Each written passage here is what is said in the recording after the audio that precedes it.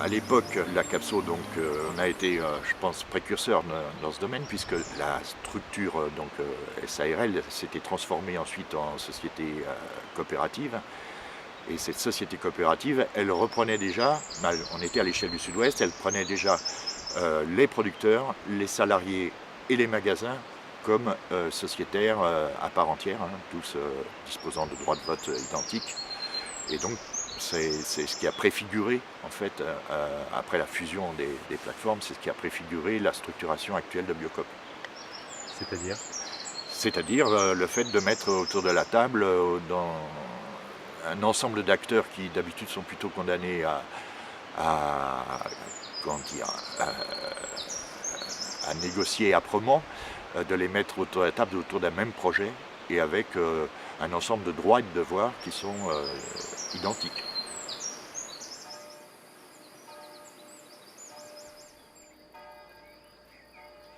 Les producteurs sont présents au collège, donc à la section, ce qu'on appelle la section agricole. C'est 15 groupements aujourd'hui, 17 bientôt, 2000 fermes et 3000 fermes prochainement. La parole des producteurs, l'expérience, la connaissance, la culture des producteurs vient pleinement colorer la famille Biocoop. On a été comme Biocoop dans les premiers à s'organiser pour développer la bio, la rendre accessible aux consommateurs, qu'elle permette de faire vivre les paysans. Ça, c'est ce qui nous relie le plus fortement possible, je pense.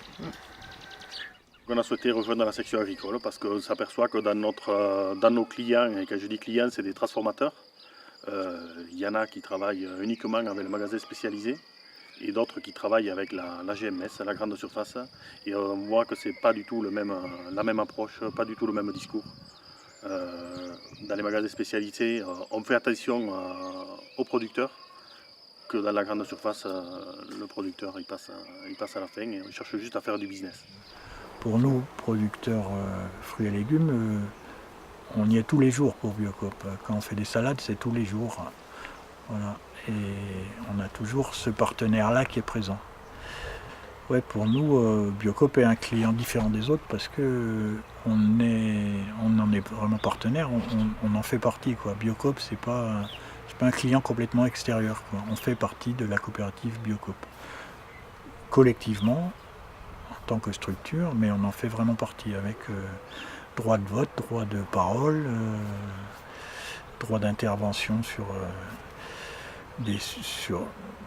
d'autres sujets que simplement notre partie production. En tout cas, là où on le voit, la section agricole, autrement qu'un fournisseur, mais qu'on la voit vraiment en organe politique, l'endroit le plus évident, ce sont les commissions stratégie produit. La parole des producteurs est toujours largement écoutée par les magasins. Ce sont des gens qui essayent de se comprendre. Et des fois, nous, techniciens, quand on voit le niveau des échanges, on boit du petit lait, quoi. Au sein de Biocoop, on a ces relations-là, qui sont des relations humaines, à la fois dans le travail, dans la négociation, dans la relation aux autres groupements. Voilà, c'est satisfaisant pour nous producteurs de savoir que nos produits, parfois on galère à les produire, ils sont valorisés dans un réseau et auprès de clients qui partagent nos valeurs, quoi.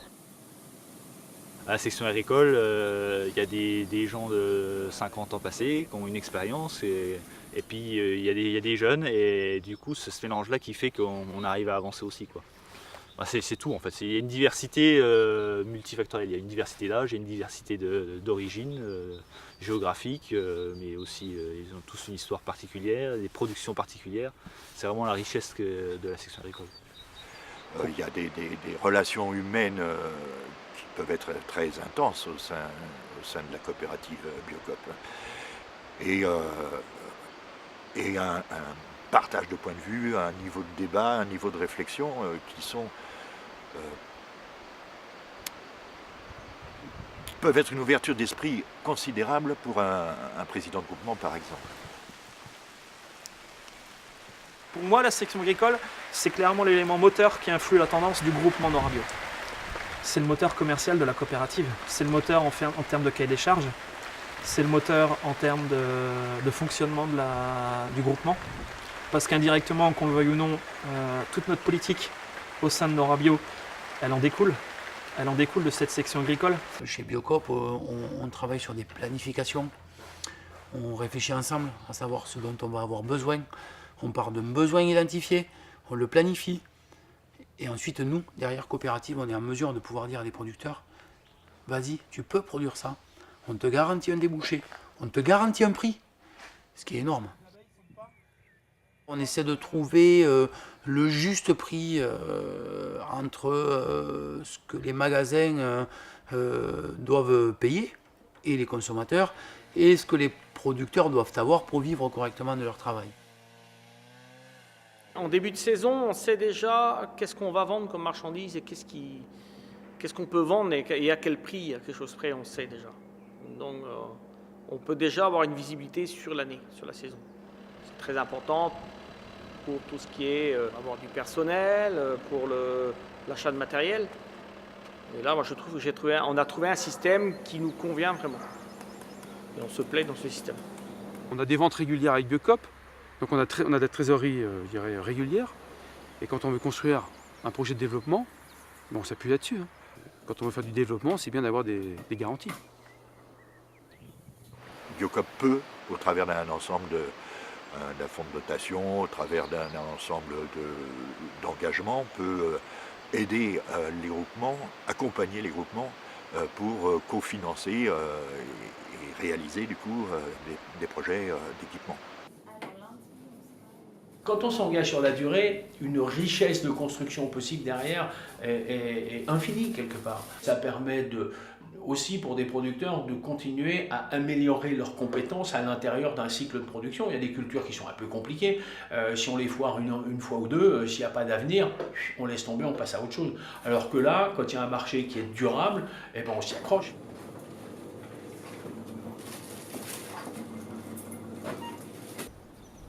Et on a créé des partenariats avec les boucheries qui sont dans les magasins de Biocop. Pour nous, ça coule de source, quoi. Le fait d'être intégré dans une filière entière, c'est rassurant pour les responsables de magasins et de boucheries, de savoir qu'ils ont un approvisionnement régulier, savoir d'où viennent les animaux. Enfin, moi, je compare Bretagne Viande Bio à de la vente directe organisée. C'est-à-dire que mes animaux, quand ils partent de chez moi, je fais un bon et je sais dans quelle boucherie ils arrivent. Et à la boucherie, j'ai vu l'étiquette où c'était ma vache qui était en vente, donc ça rassure le consommateur, il y a une transparence. Et la structure est là pour faire du lien et organiser ça. Un point très important, c'est de rencontrer d'autres groupements, de voir comment ça se passe ailleurs, dans d'autres productions, et voilà, de découvrir d'autres personnes. Et rien que ça, c'est hyper important. Et de faire voir à ces gens-là aussi comment nous on travaille de notre côté. C'est vraiment un échange très positif pour tout le monde. Et c'est comme ça qu'on avance. C'est un investissement humain, financier, donc ça crée des débats bien sûr toujours entre nous. Bon alors si on y va, qui peut aller nous représenter? Est-ce qu'il a le temps? Comment on indemnise ce temps-là aussi?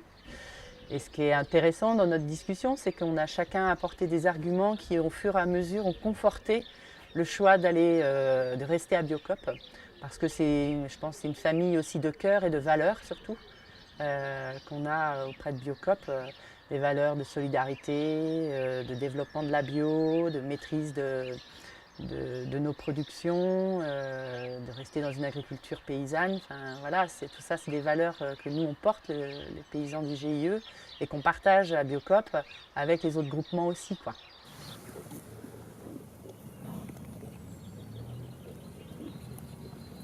Aujourd'hui, d'appartenir à une structure d'éleveurs, enfin, en production biologique, en porc notamment, c'est pratiquement obligatoire, quoi. Appartenir à un groupe, ça nous permet justement de pouvoir s'ouvrir à des structures comme Biocop qui puissent nous prendre tout notre volume, quoi.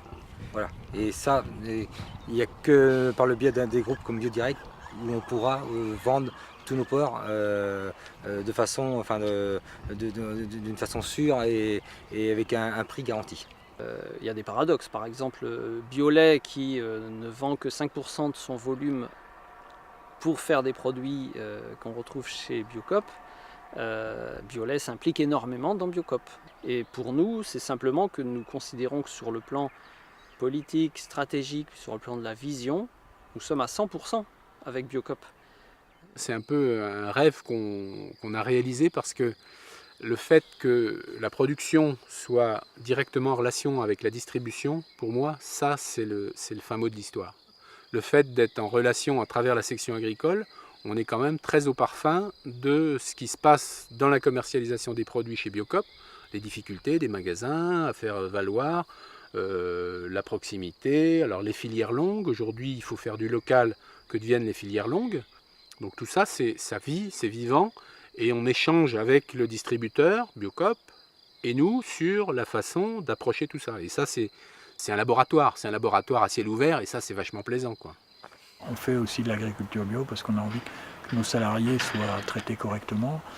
Le fait d'avoir des gens qui sont sous-payés ou mal payés parce qu'ils viennent bosser ici sous contrat espagnol, il n'y a personne qui a envie que ça se développe. Tout ça, c'est des obligations, mais qui à terme sont des obligations vraiment choisies et qu'on revendique.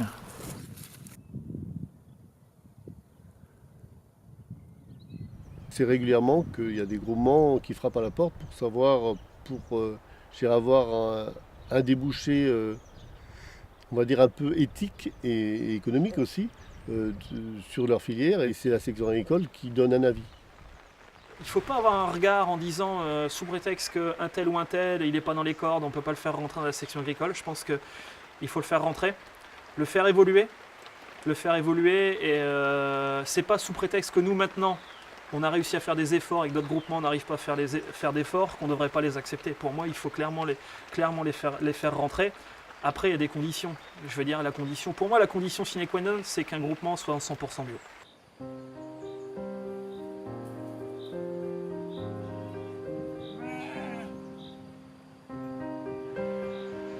Je crois que c'est une structuration, une expérience totalement inédite dans le monde de la distribution, dans le monde de la production, d'avoir à ce point mêlé les genres et d'avoir à ce point partagé des projets de développement et des projets presque des projets de société. Aujourd'hui, on favorise les marchés avec Biocop ou ces gens qui sont dans la même démarche parce que nous, on va aller dans ce sens-là. Voilà. C'est ça qui va aujourd'hui faire vivre nos exploitations.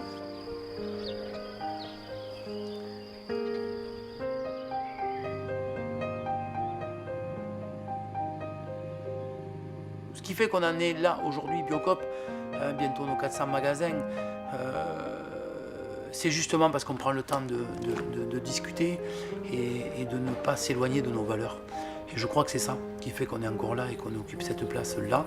C'est une histoire d'hommes et de femmes, évidemment, et c'est ça qui compte.